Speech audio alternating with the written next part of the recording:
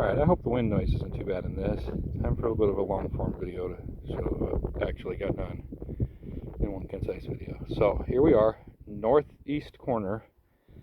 You can see this corner looks really good. Nothing bulged, nothing blew out, just the forms held really well. Everything filled up. There's horizontal and vertical rebar all through this bond beam along the north side, and all the J-bolts are in really well. Actually, it doesn't look like they're all perfectly straight. That one's a little crooked. This one's a little crooked, but a couple of them are leaning a little bit, but they're in, and I'll be able to get a top plate bolted down to it, so good on that. And they're in about every 2 feet all the way down this bond beam, and then we turn the corner, and the next two J-bolts are in there. This section here got poured really well. It's all tied in, so that's looking good. And this section got poured, but did not get all the way filled up, because I was running out of concrete about the time I got to this point. Got all this done. And we have chicken tracks in the concrete. Chickens must have walked across here after I got done pouring. But we had issues from here on south along this west wall. This part was, once we had the blowout at the south part of it, we didn't want to fill this the rest all the way full, so left it down a ways enough that I can do one more pour and come in here and finish filling it. And now that there's concrete in there halfway up, I'm not worried about this section blowing out again like this south section did. Right through here, I didn't get any concrete into it, so I need to mix up some by hand and fill up a foot or so of concrete in there. And then that section's okay right there, but from here over to the south, I need to tear. So basically, starting right here at this joint, I need to tear this section of form down and redo it. Up here it's fine. I just need to redo this section here because it blew out pretty bad. Let me take you down below and show what blew out on it. I'm going to pause it here. Okay, so we're down in the garage below where it blew out. You can see these boards pulled away from the tire wall. They were screwed into the tires all along. I had about every section, anyways, about every 3 feet, every tire in the third and fifth row had the boards screwed to them. I guess I should have done them twice as often, put in twice as many braces or whatever, but that section blew out when the concrete got about 3/4 of the way full. So from right here over to the left to there, I have to tear down this form and redo it. To the right, it's still held up, still in good shape, nothing blew, nothing bulged. So this section, I literally just need to brace it a little more so that when I do go ahead and finish the pour, I'm not worried about it blowing out. So the section right here in the middle is the lowest. It doesn't have as much concrete in it as the north section or whatever. So I'm thinking it's going to be close to 3 more yards of concrete to finish up. But yeah, such is life. Live and learn.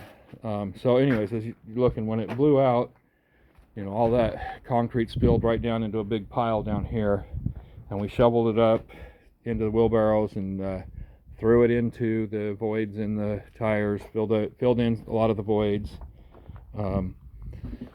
This kind of messed up right here.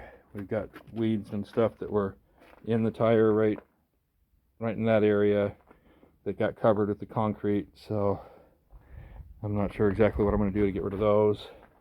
And then right here, the weeds didn't get picked very well before throwing it in. So yeah, yeah, this wall's taken long enough to build that the weeds are growing in it pretty bad. But yeah, you can see it's getting there. We've got a lot of these voids at least have some concrete, but not all of them have some concrete, and none of them are completely full of concrete except for the 3 at the very bottom down here.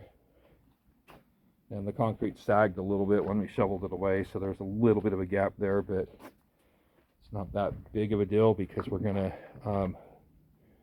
once the bond beam's done, we'll finish filling in these voids, and then we're gonna put some lath on there and plaster over it once the voids are all filled in, and it'll just be a plastered wall, end up looking similar to a drywall wall or whatever, or earthen plaster that's been painted or whatever. Anyways, that's what's going to happen with that section of wall. Over here, we're in the storm shelter. As you can see, I had some more braces on this than what I had on that other section, and this section held, but it's not completely full. It filled up to a little bit above this cross brace there, so it's filled up most of the way, but not all the way. So that one held, but it still needs more concrete on the top. And then up here, before the concrete pour, we had mixed up a batch of concrete in a wheelbarrow and just threw it into the voids underneath the form, and then I filled in whatever little gaps were left with spray foam. So the spray foam will get peeled when I pull the forms down. That spray foam will get peeled out, and I will finish filling all these voids up with concrete too. And I got to decide what I'm doing around the vent tube. I need to put a form around that vent tube and concrete around the outside of that form, and then have the whatever form I put around there stay to hold the door to it'll cover that vent tube. But yeah, that's where we're at. So the north bond beam's done. The west side didn't work as well, but one more concrete pour after I redo some of the forms and braces, and we should be good. But it's been raining since it started raining about 3 hours after we got done with concrete, and it's been raining on and off since then. And this is poured concrete on a Monday, and we're now Thursday afternoon, and the rain is just, this is the first break in the weather we've had since Monday evening. So